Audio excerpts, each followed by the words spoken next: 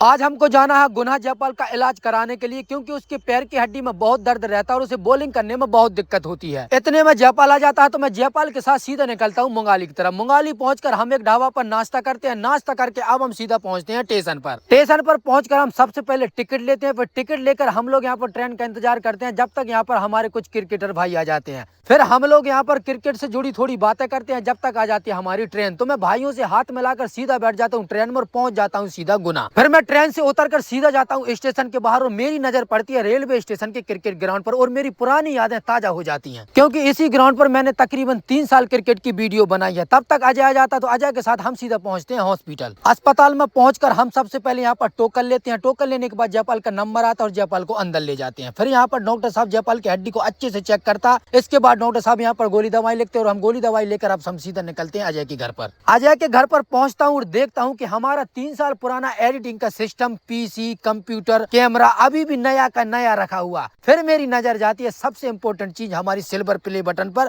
जिसको हमने लगातार 3 साल मेहनत करके कमाया था। इन सब चीजों को देखने के बाद फिर हम लोग यहाँ पर खाना खाने लगते हैं। खाना खाने के बाद अब हम सीधा निकलते हैं स्टेशन पर। स्टेशन पर पहुंचकर मैं सबसे पहले टिकट लेता हूँ। टिकट लेकर मैं सीधा पहुंचता हूँ प्लेटफॉर्म नंबर 1 पर। इतने में ट्रेन आ जाती है तो मैं अजय को बाय बोलकर सीधा निकलता हूँ घर की तरफ।